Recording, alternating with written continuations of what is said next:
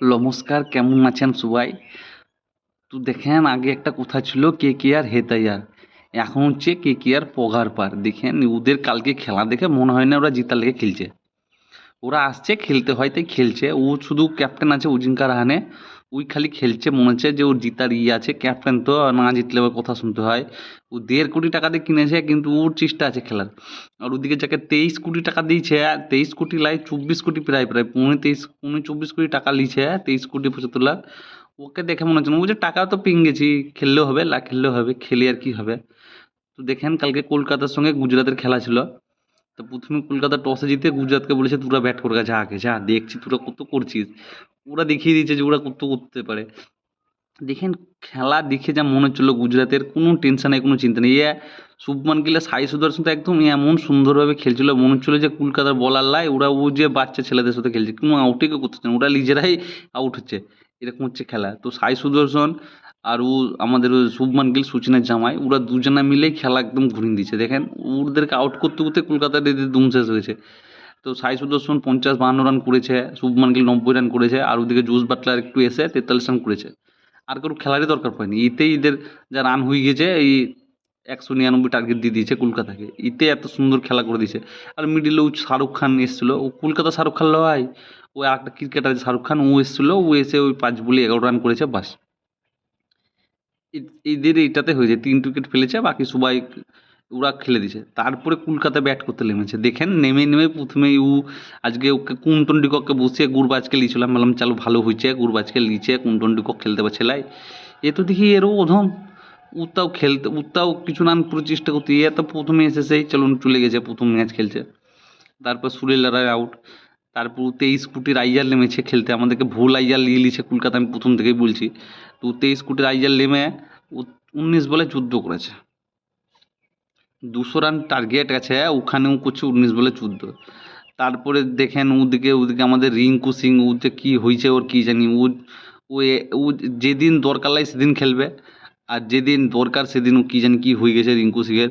আরে দেখছি আমি কালকে খেলা দেখছি, ও সিঙ্গেল নিচ্ছে, স্ট্রাইক রোটেট করে ওকে রাহানেকে খেলাচ্ছে। আরে ও তো খেলছে, ও কত খেলবে, একদিক দিয়ে ও রাহানে আউট হয়েছে এদের চাপে, যেই আসে সেই দেখছি সিঙ্গেলে রাহানেকে দিচ্ছে। আর ও কি একাই খেলবে, এই দুদিক দিয়ে খেলতে হবে। ওদের গুজরাটের দুদিক দিয়েই মারছিল, এও মারছিল ও মারছিল, আর এদেরকে স্ট্রাইক রোটেট করে একজনকে বলছে তোমার তোমার।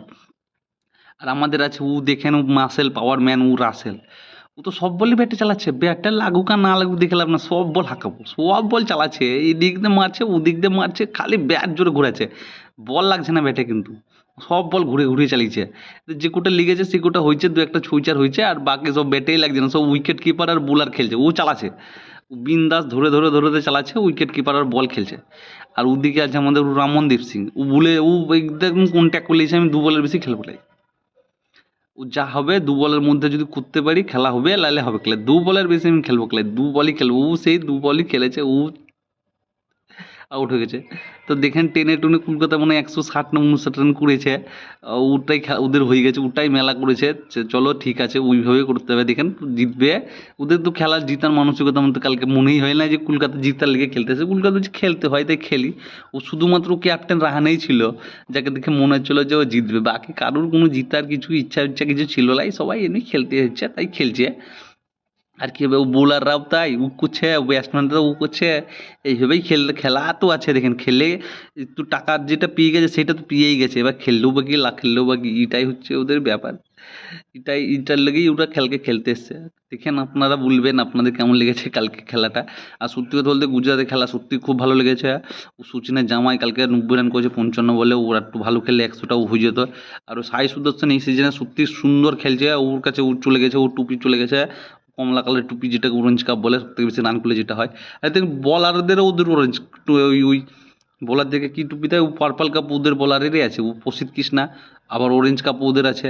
তো দেখেন খেলা একদম ওরা গুজরাট টিম একদম টান টান টিম হয়ে গেছে ভাই। এবার দেখেন ও কতদূর যায় দেখি, বা জিততেও পারে। শুভমান গিলও ভালো খেলছে, সুদর্শনও ভালো খেলছে, ওদের বাটলারও আছে, ব্যাটসম্যানও ভালো ভালো আছে, আর ওদের কোচও ভালো, ওদের আশিস নেহরা, ও তো ফুটবলের কোচ। ও সারাদিন দেখেন, অন্য কোচ দেখবেন এখানে কম্পিউটার নিয়ে এখানে খাতা পেন নিয়ে বসে, ও লাইভ খেলা মানে খেলা, ও সারাদিন বাউন্ডারি লাইনে করে এঁকেছে এটাকে একবার এঁকেছে এটাকে, সত্যি একদম হেভি কোচ কিন্তু আশিস নেহার। আপনারা বলবেন আপনাদের কেমন লাগে আশিস নেহারের কোচ। আর আজকে ভিডিওটা এত অবধি থাকলো, লাইক করবেন, কমেন্ট করবেন, ভালো লাগলে শেয়ার করবেন।